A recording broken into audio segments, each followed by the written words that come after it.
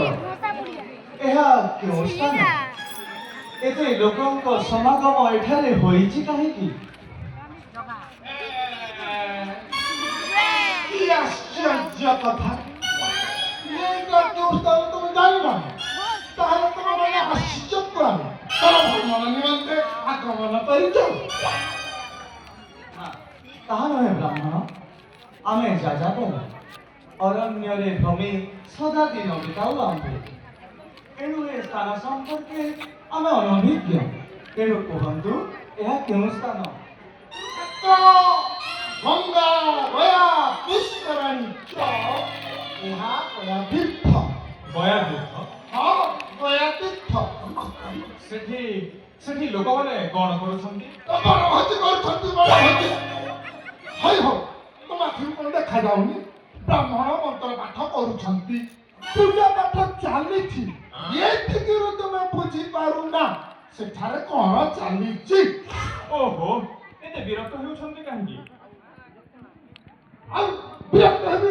ବୋକା ଭଳିଆ କଥା କହିଲେ କେବେ ବା ବିରକ୍ତ ନାହିଁ। ଆଚ୍ଛା ବାପା, ତୁମେ କେବଳ ଦେଶରୁ ଆଇଛ? ଅଯୋଧ୍ୟାରୁ। ବଂଶ ପରିଚୟ? ଆମେ ଅଯୋଧ୍ୟାର ସୂର୍ଯ୍ୟବଂଶୀ ରାଜା ସ୍ୱର୍ଗଥ ଦଶରଥଙ୍କ ବେନିସୁତ।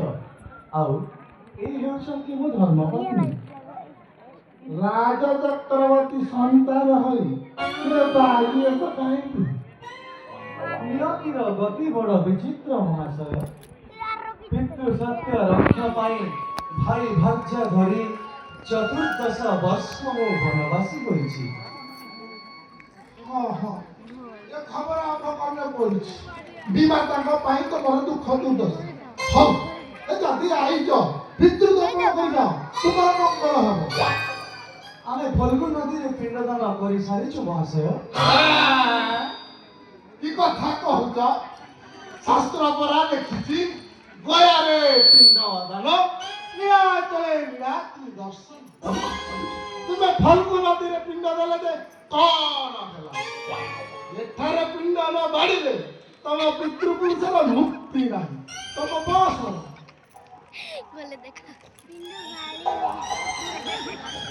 ତମ ବୟସର ସମସ୍ତ ରାଜା ଏଠାକୁ ଆସି ପିଣ୍ଡ ଦେଇ ଯାଆନ୍ତି ପରା। ଆମ ସ୍ଥାୟୀ ଖାତାରେ ସେ ସବୁ ତଥ୍ୟ ଲେଖା ହେଇଛି। ଆମ ବଂଶର କେଉଁ କେଉଁ ରାଜା ଏଠାରେ ପିଣ୍ଡଦାନ କରିଛନ୍ତି?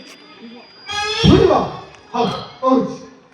ଚୈତନ୍ୟଗିରେ ଚୈତନ୍ୟ,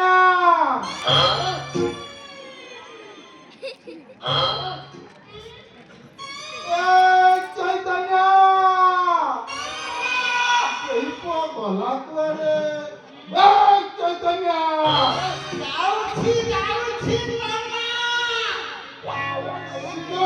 କୁଶ ପାତ୍ରୀ ନେଇକି ଆବେ।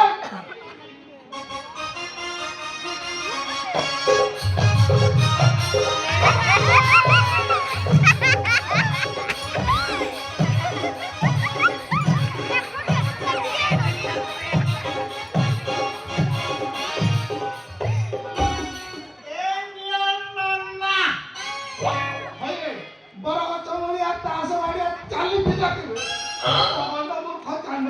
ମୁଁ ତତେ ସେତେବେଳେ ଡାକୁଛି। ଜଳ କରିବି ହେ ନନା। ପୋଖରୀ ପାଣି ଯାଇଥିଲି, କାନରେ ପଇସା ଗୁଡା ହେଇଥିଲା। ଆଉ ଓଟା କରନ୍ତି କେମିତି? ହଉ, ତୁମ ପାଖରେ ପାଖରେ ଥା। ଯଜମାନ କରମରେ ମତେ ସାହାଯ୍ୟ ନ କଲେ ନନା, ଇଏ ସବୁବେଳେ ଖାଲି ହଉ, ଶୁଣ, ତମ ବୟସ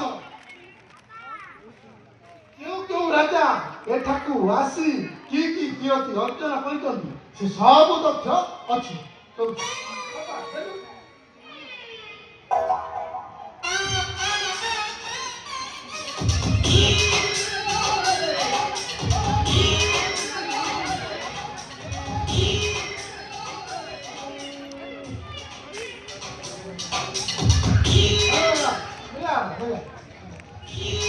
ଆଦ୍ୟ ତିଥେ ସୂର୍ଯ୍ୟବଂଶୀ ରାଜା ମନୁ ଆଇଥିଲେ। ବାଡ଼ିଲେ ଆଉ ବ୍ରାହ୍ମଣକୁ ବହୁ ଦାନ ଦେଇ ଧ୍ରୁପଦ କରାଇଲେ। ଏ ଉତ୍ତାରୁ ବାପା ଆହୁରି ଅଛି ଏ ଉତ୍ତାରୁ ଶୁଭବନ୍ଦୀ ଧ୍ରୁବର ଭରତ ହରିଶ୍ଚନ୍ଦ୍ର ଆଦି ନରପତି ଗଣ ଏଠାରେ ଆସି ପିଣ୍ଡ ବାଡ଼ି ବ୍ରାହ୍ମଣକୁ ବହୁ ପୁଣ୍ୟ ବଳ ଦେଇ ଶୁଭ ହୋଇଲେ। ବୁଝିଲ ବାପା ତମ ବଂଶ ମୂଳରୁ ଚୂଳ ପର୍ଯ୍ୟନ୍ତ ସମସ୍ତ ବିବରଣୀ ଏଠାରେ ଅଛି। କେତେ ପଢ଼ିବି ଗୁଡ଼ାଏ ଆପଣଙ୍କ ଏ ସାହି ଗ୍ରନ୍ଥର ଶେଷ ପରିଚ୍ଛେଦରେ କେଉଁ ରାଜାଙ୍କ ନାମ ଲିପିବଦ୍ଧ ହୋଇଛି ଦୟାକରି ଟିକେ ପଢ଼ି ଶୁଣାଇବେ। ଶୁଣି ବାପା ଶେଷ ପରିଷଦ ତାହେଲେ ତାହେଲେ ଆମେ ମଧ୍ୟ ପିତୃପୁରୁଷଙ୍କୁ ପିଣ୍ଡଦାନ କରିବୁ ବ୍ରାହ୍ମଣ। ଠିକ ହେଲେ ହେଲେ ଆମ ପାଖରେ ତ କିଛି ବି ନାହିଁ ପିଣ୍ଡଦାନ ପାଇଁ। କିଛି ଚିନ୍ତା ନାହିଁ ଆମ ନିକଟରେ ପିଣ୍ଡଦାନ ସମସ୍ତ ସାମଗ୍ରୀ ଅଛି। ଚାଲ ସେଠିକି ଚାଲ ସେଠାରେ ବସି ପିଣ୍ଡଦାନ କରିବା ଚାଲ।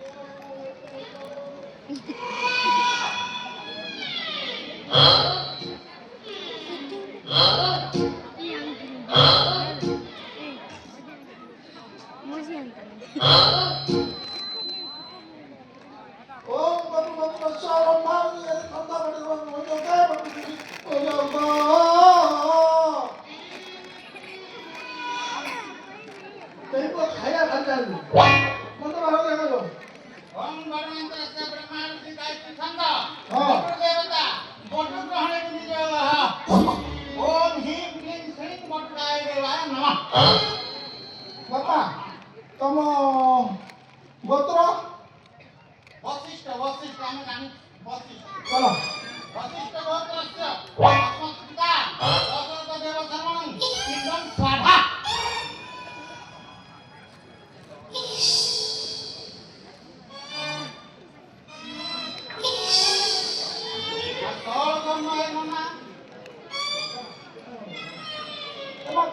धर धर ते पिंडा धर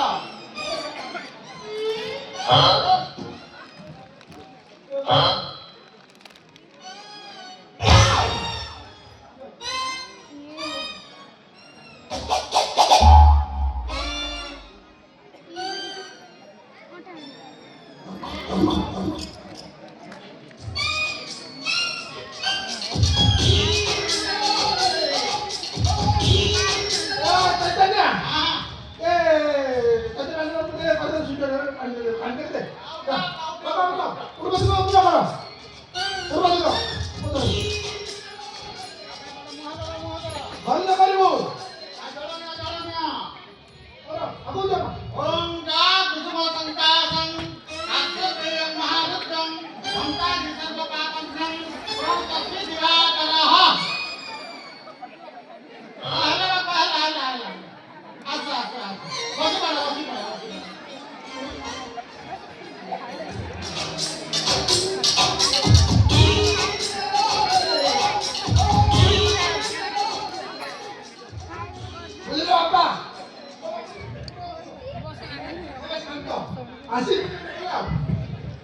ମୁଣ୍ଡମାନଙ୍କ ଆଶୀର୍ବାଦ କରିବା। ଓମ୍ ଧନଧାନ୍ୟଂ ଧରାଧନ୍ୟଂ କୀର୍ତ୍ତିମାୟ ଯଶସ୍ୱିହଂ ଗୌରବାନ୍ୱଂ ସନ୍ନିତ୍ୟଂ ମହାଲକ୍ଷ୍ମୀ ପ୍ରୟଚ୍ଛନ୍ତୁ। ହେଲା। ହଉ ଏବେ ଆମେ ଆସିଛୁ ବ୍ରାହ୍ମଣ। ଶୁଙ୍ଗି ସନ୍ଧ୍ୟାମାନ ଏ ପୁରୋହିତ କର୍ମର ଦକ୍ଷିଣା ନ ଦେଇ ଚାଲିଯିବ। ଦକ୍ଷିଣା ଦିଅ। ଦକ୍ଷିଣା ନ ଦେଲେ ତମ ପିଣ୍ଡ ଦାନର କୌଣସି ମୂଲ୍ୟ ନାହିଁ। ଏଣୁ ଦକ୍ଷିଣାଟା ଦିଅ। ଦକ୍ଷିଣା ହଁ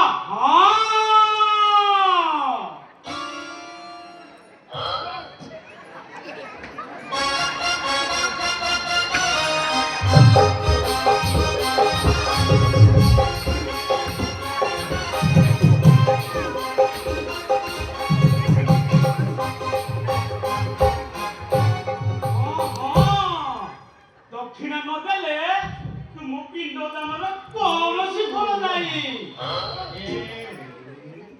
ଆମକୁ ଦକ୍ଷିଣାଟା ଦିଅ। ଦକ୍ଷିଣା ଦକ୍ଷିଣା। ହେ ପୂଜ୍ୟ ବ୍ରାହ୍ମଣ, ରାଜପୁତ୍ର ହେଲେ ମଧ୍ୟ ମୁଁ ହିଁ ଅରଣ୍ୟ ନିବାସୀ। ଫଳ ମୂଳ ଖାଇ ସଦା ଦିନ ବିତାଉ ଆମ୍ଭେ। ଦକ୍ଷିଣା ପ୍ରଦାନେ ମୋ ପାଖରେ ଆଦୌ କିଛି ନାହିଁ। କବତ୍ରକ ଶୂନ୍ୟ ମୁନି। ତୁମେ ରାଜପୁତ୍ର ଆଉ ତୁମ ପାଖରେ ଧନ ନାହିଁ ବୋଲି କହିଲେ ଏ ମଲା ମଣିଷ ବିଶ୍ୱାସ କରିବ କି? ଏଣୁ ଆଉ ମିଛ ନ କହି ଦକ୍ଷିଣାଟା ଦିଅ। ବିଶ୍ୱାସ କରନ୍ତୁ, ମୁଁ ମିଛ କହୁନାହିଁ। ଦାତା ଇଚ୍ଛା ଭୋଜନ ପଡ଼ିଆ ବାଡ଼ିରେ କୀର୍ତ୍ତନ। ଖୁସି ଅନୁଯାୟୀ ଯାହା ବି କିଛି ଦିଅ ସେଥିରେ ଆମର ଖୁସି।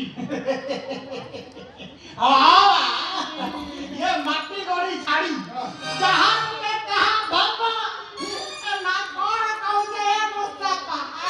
अरे पुओ तू तो बड़ सियाणिया हेलु ही मु तोते किस कहबी। दियो दियो दियो दक्षिणा दियो। ବିଶ୍ୱାସ କରନ୍ତୁ, ମୁଁ ସମ୍ପୂର୍ଣ୍ଣ ନିଶ୍ଚୟ। ତମ ଚେହେରାରୁ ଜଣା ପଡୁଛି। नना सीधा आंगुली रे केते गिरो उठिलानी ये जोने पक्का सामनी ବଡ଼ କାଟବରେ ଠିକ କହିଥିଲ ପୁଅ। ଯଦି ତୋର ଦକ୍ଷିଣା ଦେବାକୁ ଦମ୍ଭ ନଥିଲା ତେବେ ଗୟାତୀର୍ଥକୁ ଆସୁଥିଲୁ କାହିଁକି? अरे हे इमाने तो स्वर कहा घरु ए युवतीटा को चोराई आनी ए अरण्य लुचि छपी बुलुछन। ପୁଣି ଦେଖ କେମିତି ମୁଣ୍ଡରେ ଜଟା ବାନ୍ଧି ଦୁଇ ଜଣ ପୁରୁଷ ଗୋଟେ ନାରୀକୁ ଧରି ବନ ବିହାର କରୁଛନ୍ତି। ରସନ ଧାରଣ କରି କଥା କୁହ ବ୍ରାହ୍ମଣ। ଆପଣମାନେ ବୁଝୁନାହାନ୍ତି କାହିଁକି? ଦକ୍ଷିଣା ଦେବା ପାଇଁ ସମ୍ବଳ ଥିଲେ ମୁଁ କଣ ଦେବାକୁ କୁଣ୍ଠିତ ହୁଅନ୍ତି? ସମ୍ପୂର୍ଣ୍ଣ ନାହିଁ। अरे तो भारी के तो सुविधा मिलन घर फिंदिची काई खंडे नहीं मोया रे विक्रय करी टंका आन कोन खंबर नाही बोली कहू। ଏ କି କଥା କହିଲେ ବ୍ରାହ୍ମଣ? ପତ୍ନୀର ଧନ ସମ୍ପତ୍ତିରେ ମୋର କି ଅଧିକାର ଅଛି ଯେ ସ୍ତ୍ରୀ ପିନ୍ଧିଥିବା ଅଳଙ୍କାର ବିକି ତୁମକୁ ଦକ୍ଷିଣା ଦେବି? ଅଯଥାରେ